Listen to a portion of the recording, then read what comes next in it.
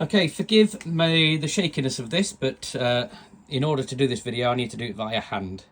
So I'm just going to go through the wiring of the GaggiMate with the Gaggia Classic E24 or Evo, whichever configuration you want. The Sylvia is basically almost identical apart from a couple of wires here that are slightly different.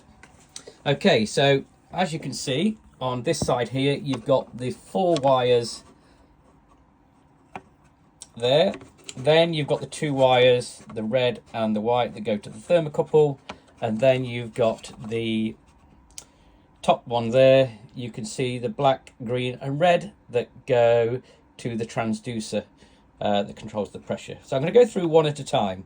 So this bottom one here is the grey wire, and if you follow that up, that goes to the brown wire, and this brown wire was in the back of the brew switch, the coffee button. I think it was in the C4 position, and that connects to your grey wire. It's got 2 parts here because that other part there is needed for if you've got the Sylvia Pro. So the Sylvia. So that grey wire connects to the brown. The next one up here is your blue wire, and if you follow that all the way up, that goes to a white wire, and you would have taken this white wire out of the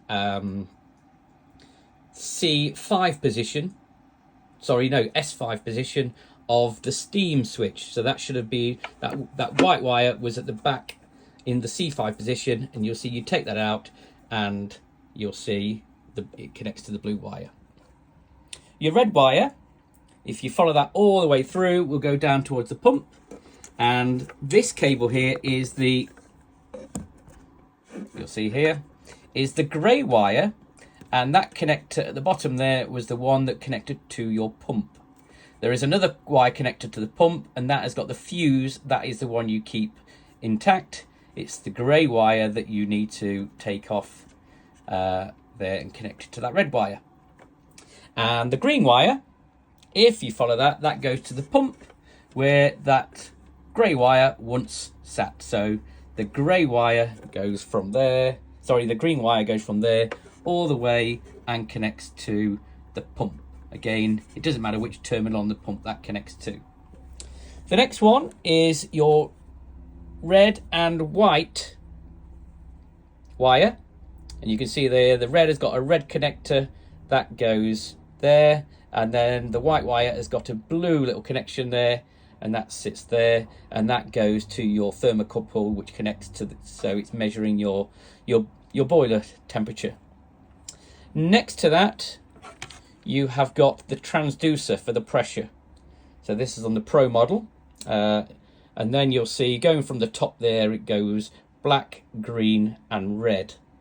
So black, green and red, and that will go, if you follow there, that goes all together to that transducer there, and you'll see that I'm just been fitting this in.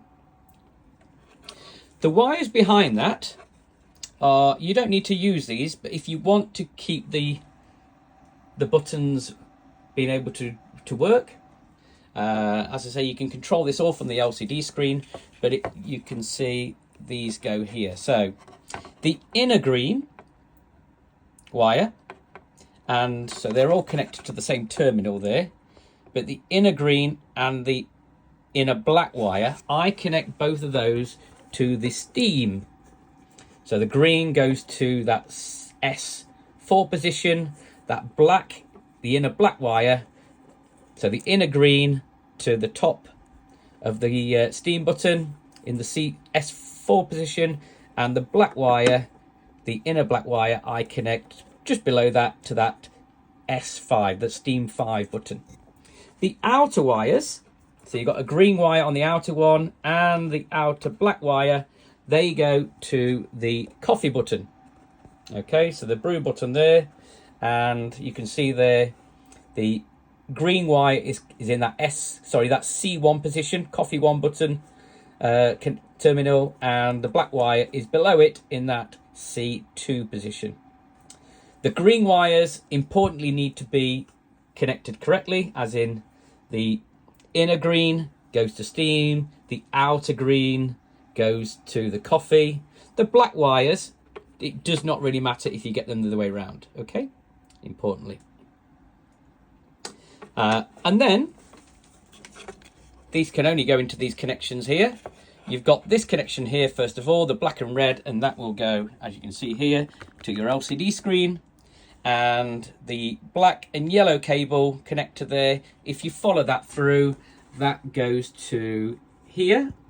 And I think that goes to the, is that the input side of the, yeah, it goes to the input side of the SSR. Importantly, that yellow cable goes to the positive, the black wire goes to the negative. And then on the other side here, you've got two yellow cables. They both connect to where the, if you follow them through, these were the ones that came off your steam connector, your steam thermostat. Okay. They don't matter which way round they go. So on the two yellows, you can have them either in either port. It's this side here. They need to be exactly yellow in the positive, black in the negative. And there you have it, apart from a few wires where you have, so the thermostats down there, they should basically, you'll see there, they are just connected with that red wire. So these here were connected to your brew thermostat, and you can see they're looped over there. And these two wires here, you got the double green and the blue wire, we're going into the back of the brew switch. This is a European model, so that stops the eco bypass, and that's connected to the yellow cable there. In the position where you used to go, and now you've got the green and black wires. Okay, hopefully that has helped you at the end of your build to double check that you've got everything in the right position. So there's my transducer that is now all tested for waterproof, as in the previous clip. What I finally do before adding the lid on is you can either use a blind basket, so I have it all connected up, and then I'm just checking for any leaks anywhere around, certainly around the top bit there, which I find is the trickiest bit.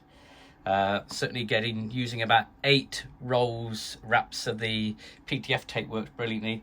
So I use a blind basket, so I can really build with that pressure, and then I'm just looking around this area here to see whether I've got any drips or anything like that. Obviously I did the thermocouple earlier, so I know that that doesn't leak. Again, importantly, you can do that via hand, and it really does tighten up well. And you can see there, I'm now at 14 bars of pressure, and I'm getting no leaks at all. And there's my shot finished. Once I've done all this, the next thing is to then basically tidy it up as best as it can be without many wires, and then try and make sure it all fits in and add the lid.